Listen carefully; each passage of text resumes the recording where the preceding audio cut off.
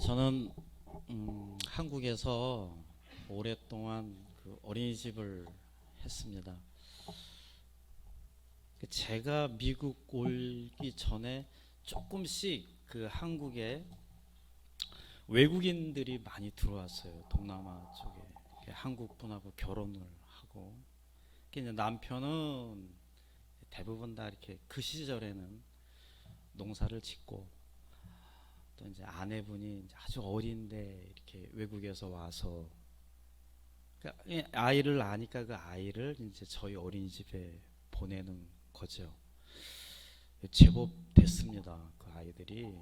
근데 이제 간혹 그 부모님이 이렇게 어린이집에 찾아옵니다. 그래서 저를 찾아서 상담을 할 때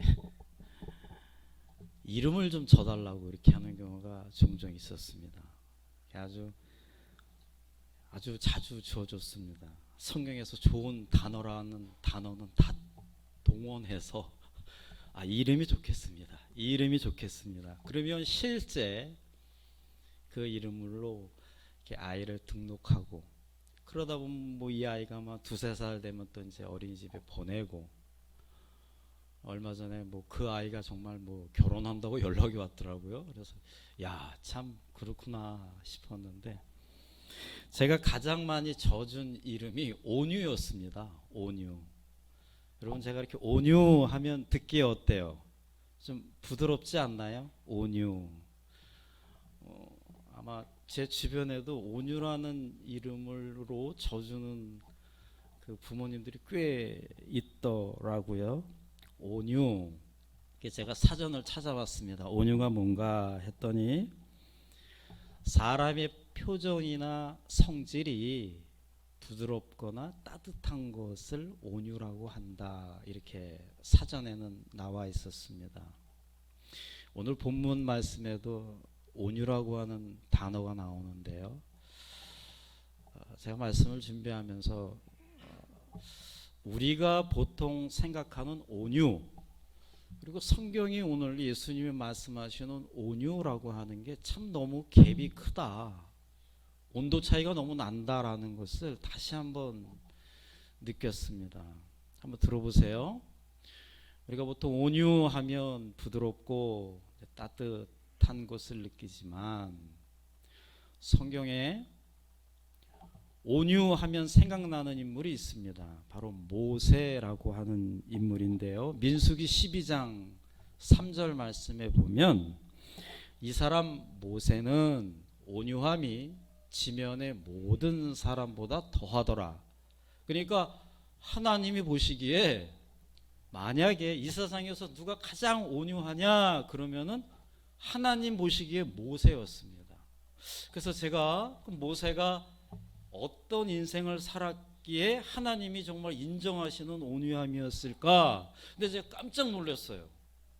모세의 좋은 점도 많았지만 이해가 안 가는 일도 많았습니다. 모세가 어릴 적 바로의 공주에 건져서 바로 왕궁에 들어가잖아요. 그래서 이 정말 왕자의 삶을 살다가 어느 날 밖에 나갔는데 사람들이 웅성웅성하는 거예요. 이렇게 보니까 모세는 히브리 사람인데, 이 히브리 사람하고 자기가 지금 살고 있는 이집트, 애굽 사람하고 싸우는 거예요. 모세가 화가 났어요. 지금으로 치면 미국 사람이랑 한국 사람이랑 싸우는 거예요. 그래가지고 이 모세가 이 애굽 사람을 때려서 죽입니다. 실제 그랬어요. 그리고 또 더 찾아보니까 출애굽기 32장 19절 말씀을 보면, 진에 가까이 이르러 그 송아지와 그 춤추는 것을 보고 크게 노하여 손에서 그 판들을 산 아래로 던져 깨트리니라. 모세가요, 하나님한테 불려갔습니다. 그래서 하나님이 너 이거대로 살고 이거대로 백성들을 가르쳐라 라고 준 것이 십계명이었습니다. 이 십계명을 써 있는 그 돌판을 하나님에게 받았어요. 그래서 이것을 어떻게 백성들한테 가르쳐야 되는데 하면서 내려왔는데, 백성들이 기도하면서 기다릴 줄 알았는데 저기 써 있는 것처럼 그 송아지와 춤추는 것을 보고, 그러니까 이 우상을 섬겼던 거예요. 모세가 안 보이니까 그냥 송아지 같은 거 믿고 그냥 말 그대로 엉망진창으로 있었던 거예요. 모세가 너무 화가 났습니다. 나는 지금 두려움 목숨 걸고 하나님 앞에 올라가서 십계명이라고 하는 돌판을 받고 왔는데 백성들이 앉아서 기도는 하지 못할 망정 딴짓하고 있는, 그것도 우상을 섬기고 있어요. 그러니까 그 하나님에게 받은 돌판을 그냥 땅에다 던집니다. 그래서 그것을 깨트려요. 모세가 또 이런 걸 했습니다. 백성들하고 애굽 이제 출애굽해서 광야 생활을 했는데, 백성들이 때 되면 배고프다, 때 되면 물이 없다, 때 되면 덥다, 때 되면 춥다, 계속 불평불만을 지도자 모세에게 하는 거예요. 하나님에게는 절대 불평불만 안 합니다. 홍해가 갈라지는 걸 봤거든요. 그러니까 그저 눈에 보이는 지도자 모세에게 그냥 불평불만을 쏟아냅니다. 그러니까 모세가 하루는 너무 스트레스를 받았어요. 백성들이 또 물이 없다 그러니까 글쎄 그냥 물을 내주면 되는데 자신이 들고 있던 지팡이를 갖다 그냥 내려치면서 내가 물을 내겠다고 하면서 자기 성질을 표현을 했습니다. 물이 실제 나왔습니다. 그랬더니 하나님 화가 나셨어요. 너 눈에는 불평불만하는 백성이지만 이 백성도 내 백성이니라. 너는 내 백성에게 화를 냈기 때문에, 그래서 제가 여러분들에게 화를 못 내는군요. 하나님의 백성이니까. 그렇기 때문에 너는 절대 가나안 땅에 들어가지 못한다. 아주 못을 박았습니다.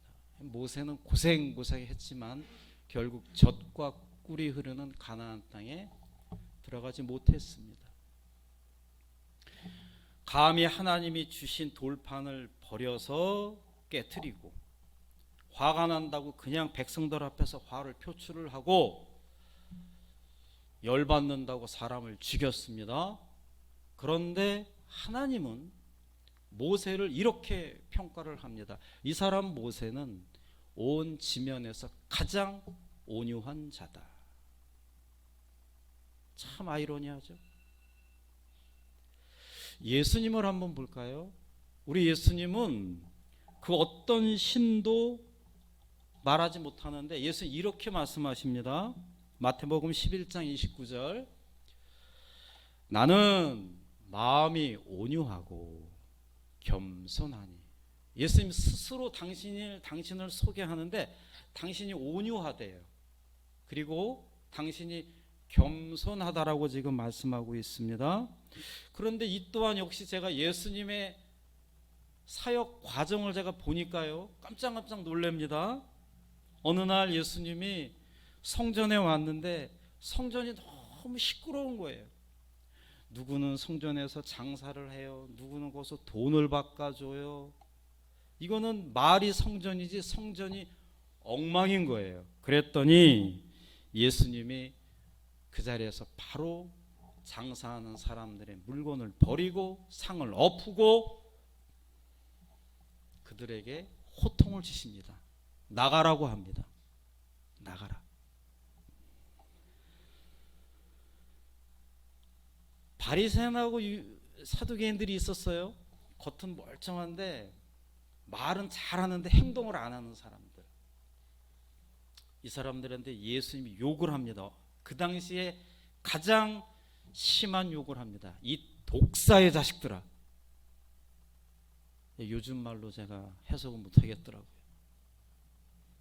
그들도 하나님 믿는다라고 하면 둘째가라면 서로 사람들인데 그 사람들을 향해서 이 독사의 자식들아.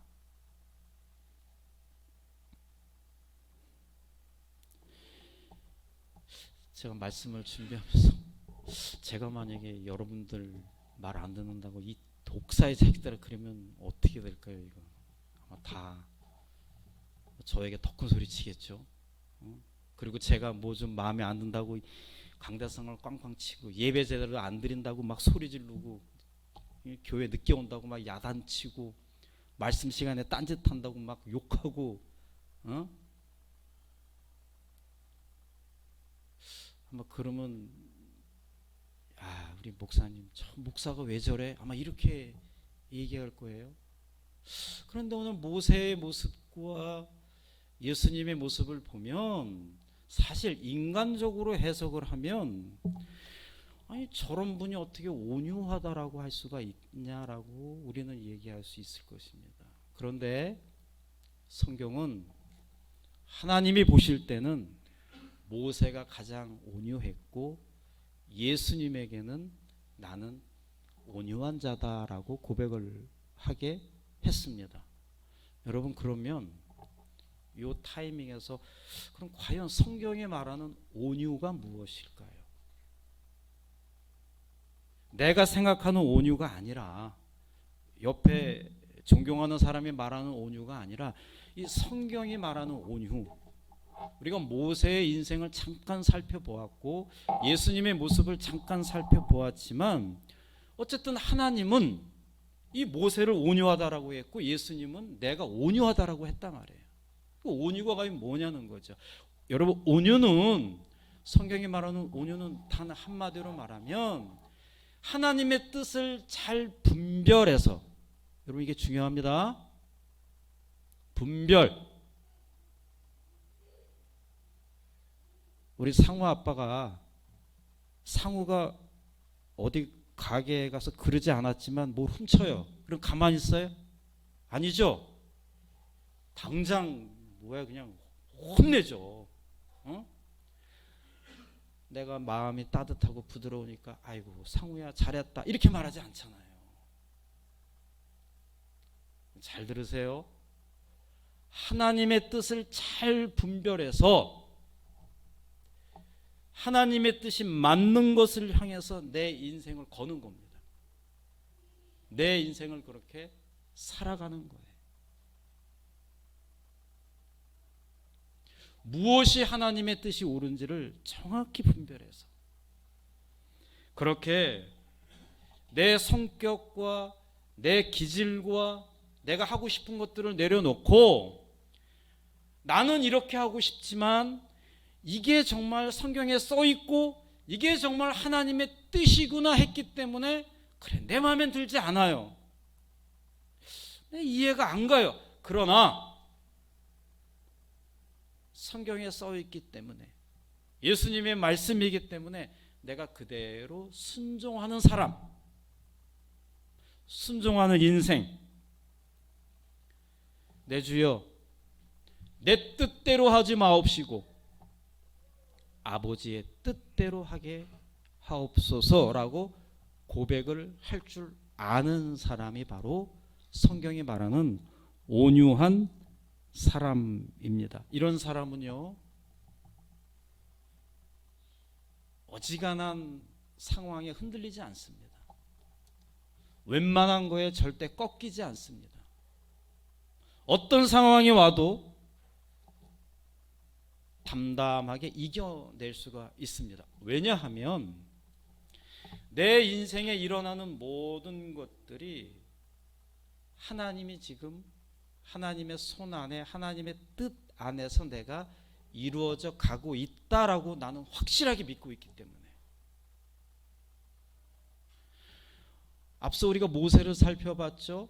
모세가 뭐 사람을 죽였니 뭐 승질을 부렸느니 뭐 기질대로 막 그냥 자기 성질을 부렸느니 제가 이렇게 소개를 했지만 모세의 전체적인 인생을 보면 그는 때마다 하나님의 은혜가 있었고 때마다 하나님께 기도했고 때마다 하나님을 의지했고 때마다 하나님의 사랑 속과 은행 속에서 모세는 이겨냈습니다. 그리고 모세의 사명, 모세가 태어나서 너가 반드시 해야 하는 것, 이스라엘 백성들을 이끌고 어떻게 하든 광야 생활을 마치고 이들을 젖과 꿀이 흐르는 가나안 땅까지 가게끔 하는 게 모세의 사명이었는데 모세는 끝까지 그것을 해냈습니다. 중간에 흔들흔들거렸고 중간에 갈등도 있었고 내가 왜 이렇게 해야 하나, 내가 하고 싶은 것도 있고 왜 하나님은 나를 부르셔서 이렇게 하나라고 당신의 입으로 불평불만을 했을지언정 그는 끝까지 어찌되었든 끝까지 그는 백성들을 젖과 꿀이 흐르는 가나안 땅으로 인도를 했다라는 게 중요한 것입니다. 예수님은 어떻습니까? 그 말 안 듣는 제자들을, 그 12명들을 3년 동안 얼르고 달리고 야단치고 혼내고 위로하고 격려하면서 그들과 함께 3년 동안 복음을 전파하셨어요. 병자들을 고치셨습니다. 누구나가 다 싫어하는 사람들을 만나셨고 그들의 집에 가서 식사를 하셨고 그들을 예수님 믿게 하셨고 하나님께 인도를 했습니다. 예수님은 결국 십자가에 달리셨고 마지막에 예수님이 하신 말씀이 무엇입니까? 내가 다 이루었다. 내가 다 이루었다. 예수님의 다 이루었다라고 말씀하신 그 십자가 위에서 말씀하시는 그 순간에도 예수님께 손가락질하는 사람이 있었고 예수님 믿는 사람들을 괴롭히는 사람들이 있었고 예수님에게 등을 돌렸던 사람들이 있었지만 예수님의 말씀은 내가 다 이루었다. 뭘 이루었다라는 것입니까? 하나님이 예수님에게 주신 그 사명, 너는 내려가서 십자가에 달려서 죽어야 한다. 그 하나님의 분명한 예수님에 대한 뜻을 예수님은 잘 분별하셨고 확실하게 믿었고 그대로 했기 때문에 예수님은 자신감 있게 몇 분 있으면 죽음을 알았지만 그분은 내가 다 이루었다라고 고백을 했습니다. 그러면 우리가 이제 알겠죠. 세상에 말하는 온유와 하나님이 말씀하시는 오늘 본문에서 말씀하시는 이 온유함은 차이가 많이 나도 많이 난다라고 하는 거죠. 우리가 이렇게 온유함으로 살아가기 위해서는 하나님의 뜻을 잘 분별하고 지금의 내 인생 그래요. 그냥 쨍하고 날마다 해 뜨는 인생이 있을 것이고 누구는 아무리 창문을 열어도 마음이 어둡고 힘든 상황에 있는 분도 계세요. 뭐 좀 하려고 그러면 일이 잘 안 풀리고 하는 분도 계시고 이런저런 상황 속에 우리가 있지만 내 마음 중심에는 그래 그럼에도 지금 내 안에는 지금 나는 지금 하나님의 인도 아래에 하나님의 은혜 아래에 나는 지금 살고 있다라고 믿고 꺾이지 않고 흔들리지 않고 묵묵하게 그 길을 가는 사람이 바로 온유한 사람이다. 근데 내가 그 길을 갈 때 뭐 사람들의 90% 이상이 다 관계 속에서 일어난다고 하는데 별의별 일들이 많이 일어나잖아요.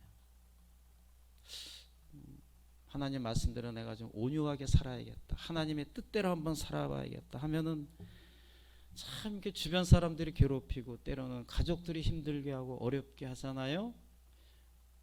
그래서 우리는 대부분 각오를 많이 하지만 며칠 못 가죠. 그새 내 성질이 드러나고 내 기질이 드러나는 거죠.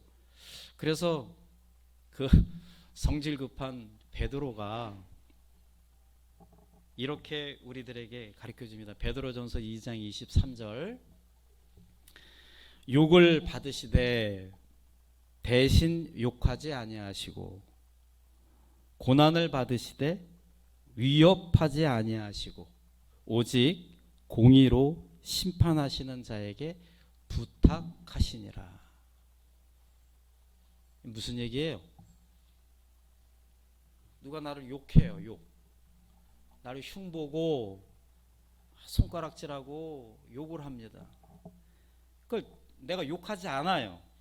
나에게 고난을 줘요. 나를 자꾸 힘들게 하고 피곤하게 하고 스트레스 받게 하고 어렵게 하고. 근데 그거를 내가 대신하지 않아요. 그 대신 나는 기도를 합니다. 하나님, 제 마음 아시죠? 심판자이신 하나님이 알아서 해주세요. 부탁한다라는 거예요. 그냥 내가 상대하지 않고, 감정 소비하지 않고, 똑같은 사람 되지 않고, 그냥 하나님이 다 아시오니 알아서 해주세요. 다윗이, 아들 압살롬이 어떻게 해요? 그냥 아버지 왕 자리를 차지하려고 쿠데타를 일으키잖아요. 그러니까 다윗이 잠자다가 신발도 못 신고 도망을 갑니다.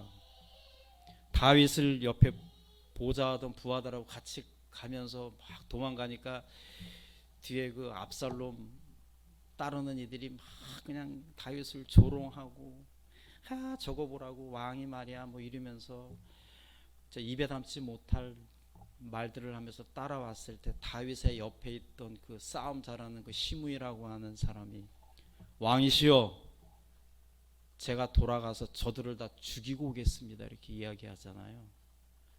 그랬더니 다윗이 아주 유명한 말을 하죠. 그냥 돌아. 그냥 돌아. 저것도 다 하나님이 나 정신 차리라고 나에게 보내준 사람들이고, 하나님이 다 알아서 처리할 것이다. 그냥 두어라. 하나님 앞에서 온유함에 대해서 인정받고 싶은 분들은 그냥 두는 겁니다. 그냥 감정 소비하지 않고, 에너지 소비하지 않고, 그냥 두는 거죠. 그렇게 우리가 하나님께 맡기고 인생을 살면은, 오늘 본문에서 뭐라고 얘기합니까? 온유한 자에게는 무엇이 준다라고 해요? 땅이 주어진다. 땅. 그러면 이제 눈치채셨겠죠. 이 땅이 내가 지금 밟고 다니는 땅이 아니구나. 영적인 땅이구나. 이 정도는 우리가 알게 될 것입니다. 하나님의 뜻대로 온유함을 갖고 살아가는 사람들에게는 반드시 하나님이 땅이 주어진다라고 하셨는데, 요한복음 14장 1절에서 3절 말씀을 보면 이 땅에 대해서 이렇게 나옵니다. 너희는 마음에 근심하지 말라. 하나님을 믿으니 또 나를 믿으라. 2절, 내 아버지 집에 거할 곳이 많도다. 그렇지 않으면 너희에게 일렀으리라. 내가 너희를 위하여 뭐를 예배하러 간다 그랬어요? 거처를 예배하러 간다. 가서 너희를 위하여 거처를 예배하면 내가 다시 와서 너희를 내게로 영접하여 나 있는 곳에 너희도 있게 하리라. 하나님의 뜻대로 온유하게 사는 사람들에게는 땅이 주어지는데, 그 땅은 여러분들 지금 신앙이 제대로 된 신앙이라면, 여러분들이 정말 예수님을 나의 구세주로 믿고 있다라면, 여러분들은 진작에 땅을 받고 계십니다. 아니, 받았습니다. 육신은 이 땅에서 묻어져서 땅과 같이 흙으로 돌아갈 것이고, 내 살아있는 영혼은 예수님이 마련해 주신 거처에 가서 살게 될 것입니다. 그 땅. 그러면 가기 전에 땅은 어딜까요? 바로 이곳 교회이죠. 이 교회에서 여러분들은 말씀을 듣고 기도를 하고 찬양을 하고 친교를 나누고 천국을 누리는 거죠. 그리고 나서 우리는 예수님이 마련한 처소로 올라가는 것입니다. 사랑하는 성도 여러분, 오늘 말씀을 잘 기억하시고 하나님의 뜻을 잘 분별해서 여러분들의 인생이 하나님이 기뻐하시고 원하시는 인생이 되어서 온유한 자가 되기를 원합니다. 여러분, 하나님이 없는 부드러움, 하나님이 없는 선행, 하나님이 없는 착한 것 괜찮습니다. 그런데 그거 오래가지 않습니다. 하나님이 있는 부드러움, 하나님이 임하는 가운데의 따뜻함, 하나님이 임하는 가운데의 착한 일, 선행, 우리가 이런 것들 속에 거할 때 우리에게는 온유라고 하는 것들이 나타나기 시작을 합니다. 바라옵기는 저는 저를 비롯해서 우리 모두가 하나님의 뜻대로 잘 살아서 하나님이 인정하시는 온유함이 우리에게 나타났으면 하루아침에 안 되겠죠. 그러나 우리가 한 달, 6개월, 1년 이렇게 신앙생활 하다 보면, 말씀을 가까이 하다 보면 우리 아이들이 언제 저렇게 컸지 하면서 깜짝 놀라는 것처럼 나도 모르게 어느 순간에 변해 있을 것입니다. 그래서 여러분들이 꼭 교회를 다닌 다음에 6개월 있다가 1년 있다 2년 있다가 꼭 가끔 들어야 되는 말씀이 있습니다. 참 많이 변했습니다. 이렇게 들어야 돼요. 그렇게 듣지 못하면 여러분들은 너무 무의미하게 신앙생활을 하는 거죠. 예수님처럼, 모세처럼 때로는 화를 낼 수도 있고 완벽하지 못한 미완성된 나의 모습이 드러날 때도 있지만, 그래서 우리는 기도를 해야 하고, 그래서 우리는 주일이면 예배를 드려야 되고, 그래서 우리는 함께 공동체에서 어울려야 되는 이유가 거기에 있는 것입니다. 내가 완벽하게 온유하지 않기 때문에 우리는 끊임없이 이 자리에서 온유함을 배우고 온유함을 연습하고 온유함 속에서 있을 때에 언젠가 하나님을 통해서 이 사람 아무개는 참 온유한 자다, 이런 말씀을 듣는 저 여러분 되시기를 간절히 축원합니다. 예, 기도하겠습니다.